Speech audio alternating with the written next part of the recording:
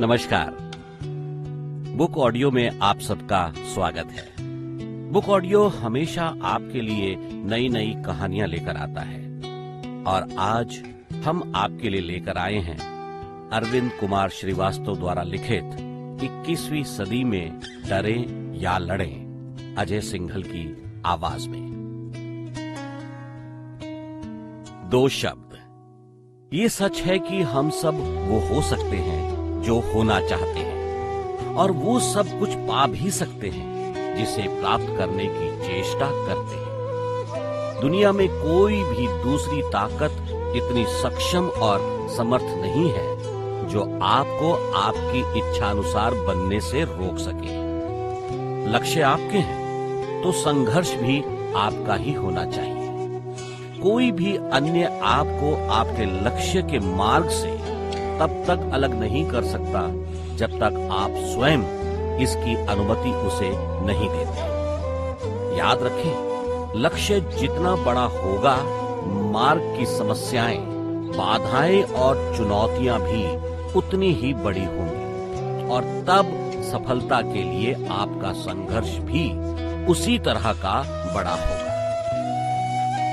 सफलता के शिखर का कोई भी छोटा रास्ता नहीं है, लेकिन शिखर पर पहुंचने की महत्वाकांक्षा सुदृढ़ हो तो कोई भी रास्ता इतना लंबा नहीं है जिसे आप अपने सार्थक और दृढ़ निश्चयी प्रयासों से प्राप्त ना कर सकें। कार्य का प्रारंभ करना ही कार्य के अंत की दिशा में बढ़ाया गया एक वास्तविक कदम है। शुरुआत का अर्थ ही है अंत की ओर बढ़ना।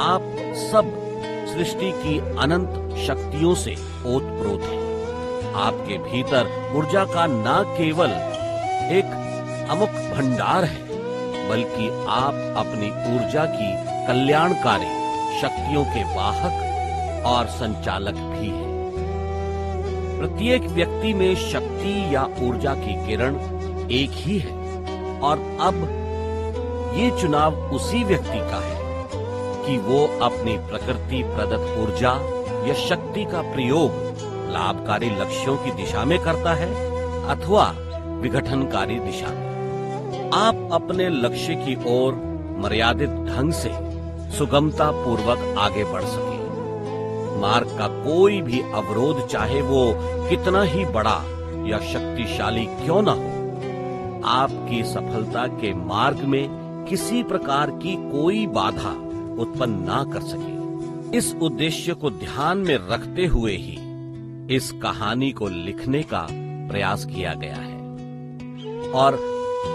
अंततः कठिन प्रयासों के बाद ये कहानी आपके सम्मुख है।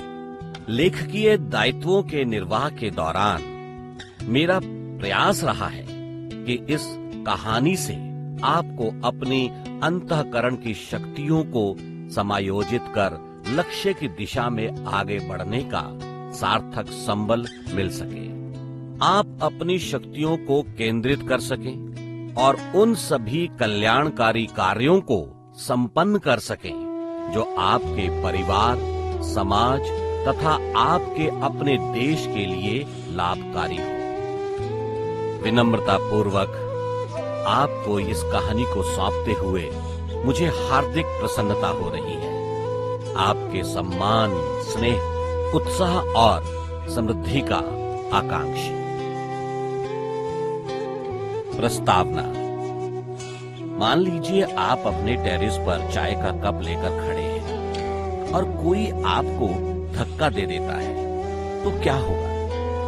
आपके हाथ से चाय छलक जाती है। अब अगर आपसे पूछा जाए कि आपके हाथ से चाय क्यों छलकी, तो आपका सहज ही उत्तर होगा कि अमुक व्यक्ति ने मुझे धक्का दे दिया। किंतु वास्तव में ये उत्तर उचित नहीं है। सही उत्तर है कप में चाय थी, इस कारण छलकी। निश्चित ही आपके कप से वही छलकेगा जो उस समय उसमें होगा। इसी तरह जब आपको जिंदगी के मार्ग में धक्के लगते हैं, लोगों के कार्य, व्यापार या व्यवहार से, तो उस समय हमारी वास्तविकता ही छलकती है। आपका सच उस समय तक सामने नहीं आता जब तक आपको धक्का नहीं लगता। तो महत्वपूर्ण ये है कि जब आपको धक्का लगा तो क्या छलका? धैर्य, मौन, कृतज्ञता, स्वाभिमान, निश्चिंतता, मानवता, गरिमा, क्रोध या इसके उलट कड़वाहट, पागलपन, ईर्ष्या, द्वेष, घृणा आदि। निर्णय पूरी तरह से हमारे वश और नियंत्रण में है। चुन लीजिए। दुनिया में कम ही लोग ऐसे होते हैं जो जैसे लगते हैं वैसे ही होते भी हैं। नदी की धारा के साथ बहना भुजाओं का सम्मान नहीं है और फल का महत्व उसके छिलकों में नहीं होता, किंतु छिलकों से फल संरक्षित अवश्य होता है। संकट आपकी राह का अंत नहीं है, बल्कि ये सफलता की तैयारी की प्राथमिक और अनिवार्य नींव है। मेरा मानना है कि हमें अपनी वास्तविक और काल्पनिक दोनों प्रकार की चुनौतियों के संबंध में एक नए ढंग से सोचना प्रारंभ करना चाहिए। आगे बढ़ना है तो मार्ग की बाधाओं को पार करना ही होगा। अगर नित्य प्रतिदिन विभिन्न प्रकार के नए नए संकट नहीं होंगे तो सफलता भी नहीं होगी। दूसरे शब्दों में कहें तो संकट, विपत्ति और बाधाएं सफलता की प्राथमिक और मूल शर्त है। कल जो कुछ भी था वो आज नहीं है और जो भी आज है वो कल नहीं रहेगा, ये भी निश्चित है। कहने का अर्थ है सतत परिवर्तन ही एकमात्र वास्तविकता है। हम में से कोई भी अपने अतीत को नहीं बदल सकता, किंतु हम में से हर एक अपने भविष्य को बदल सकता है। आपका एक निर्णय आपकी जिंदगी बदल सकता है। आपकी भविष्य दृष्टि ही आपके निर्णय की दिशा तय करती है। फिर आपके निर्णय आपके कार्यों और कर्मों को प्रभावित करते हैं और कर्म ही जीवन में महत्वपूर्ण परिवर्तन उत्पन्न करते हैं। आपके जीवन का भविष्य भिन्न हो, इसके लिए वर्तमान में परिवर्तन करना होगा। परिवर्तन ही जीवन और इस अस्तित्वपूर्ण जगत का अनिवार्य अंग है। किंतु ये सरल बिल्कुल भी नहीं है, क्योंकि अभी तक हम सब पूर्व से ही खींची हुई एक रेखा पर कार्य करने के आदी हो चुके हैं। इस रेखा को तोड़ना, एक नई रेखा अपने लक्ष्य के अनुरूप बनाना एक कष्टकारी प्रयोग हो सकता है, परंतु असंभव बिल्कुल भी नहीं है। हम इसे विकास का दर्द कहकर संबोधित करते हैं और सफलता का हर मार्ग इस विकास के दर्द के बीच से होकर ही गुजरता है। वास्तव में परिवर्तन विकास के लिए अनिवार्य है तथा संकट विकास और परिवर्तन की प्रक्रिया का हिस्सा है। संकट एक अस्थायी स्थिति है जिसे 100% बदला जा सकता है।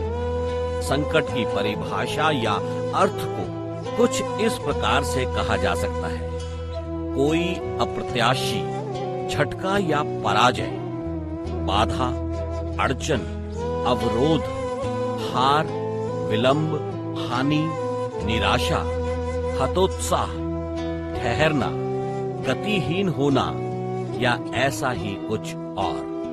संकट की इस परिभाषा को एक बार फिर से सुनें। इसमें कहीं भी मौत, अंत या समाप्ति जैसे शब्द नहीं है। निश्चिंत ही संकट एक अस्थायी स्थिति है जिसे 100% बदला जा सकता है।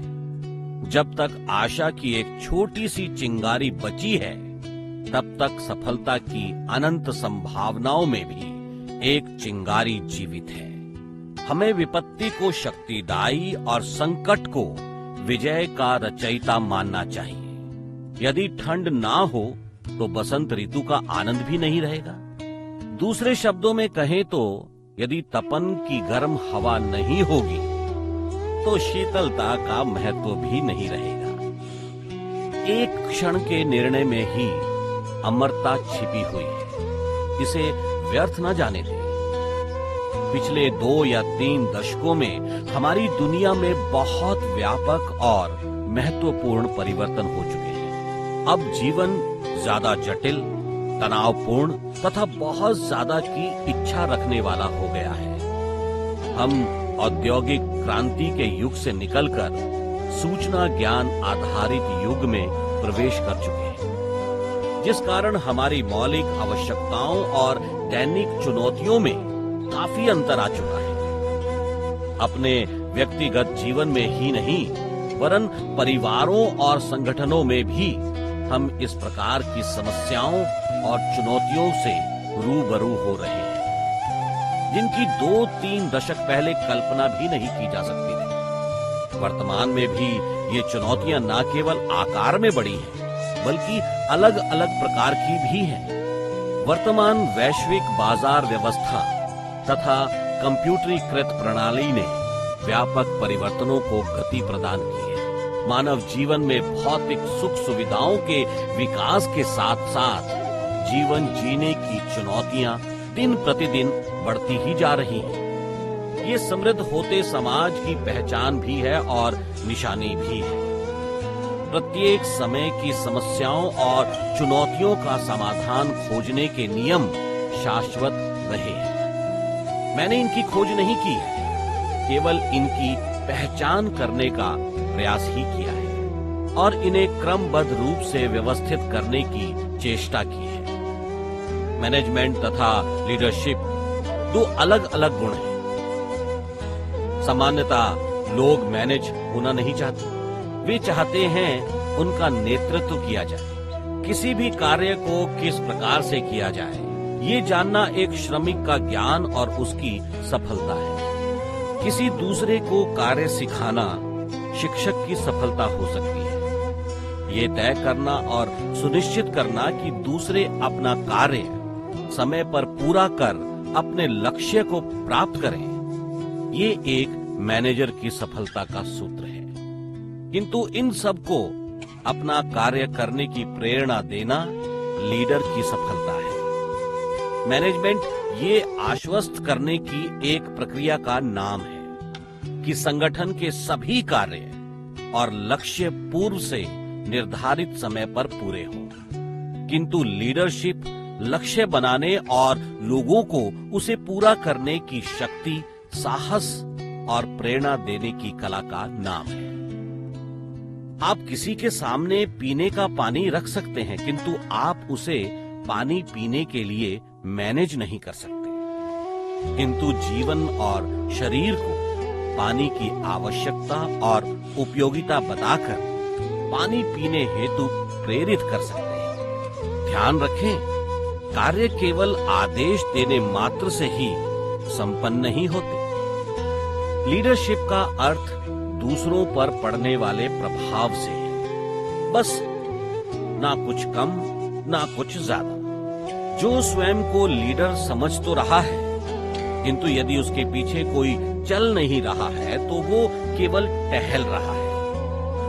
आप यदि लीडर हैं तो आपके पीछे अनुयायियों का होना आवश्यक है। ज्यादातर लोग पद, रैंक, प्रतिष्ठा और टाइटल की ओर भागते हुए दिखाई देते हैं, और जब वो उन्हें मिल जाता है तो वे समझते हैं कि वे लीडर बन गए हैं। इससे 2 समस्याएं उत्पन्न होती हैं। जो लोग लीडर का पद पा लेते हैं, उन्हें अक्सर ये कुंठा सताती रहती है कि उनके अनुयायी नहीं है या कम है, और जिनके पास उचित पद नहीं है वे स्वयं को लीडर नहीं मानते। इस कारण वे लीडरशिप की योजनाओं को विकसित नहीं करते अथवा इस दिशा में विचार ही नहीं करते। इस कहानी का उद्देश्य आपको आपकी लीडरशिप की संभावनाओं और जिम्मेदारी का एहसास कराना है। हमारा लक्ष्य आपको इस बात का विश्वास दिलाना है कि लीडरशिप प्रभाव है, अर्थात अपने में अनुयायी प्राप्त करने की योग्यता का प्रभावशाली ढंग से विकास करना और फिर इससे सफलतापूर्वक वास्तविक जीवन में लागू करना। समूह में लीडर की पहचान करना सरल है। जब आप किसी समूह में एकत्र हों, तो केवल ध्यान से देखते रहें कि समूह के अधिकांश लोग किस व्यक्ति की ओर आशा भरी दृष्टि से देख रहे हैं, किसके विचार से अधिकतर लोग सरलता से सहमत हो जाते हैं और किसके पीछे लोग आसानी से चलने के लिए तत्पर हो जाते हैं। और यदि आप अपने समूह के वो विशेष व्यक्ति बनने की लालसा रखते हैं, तो इस कहानी को चुनने में आप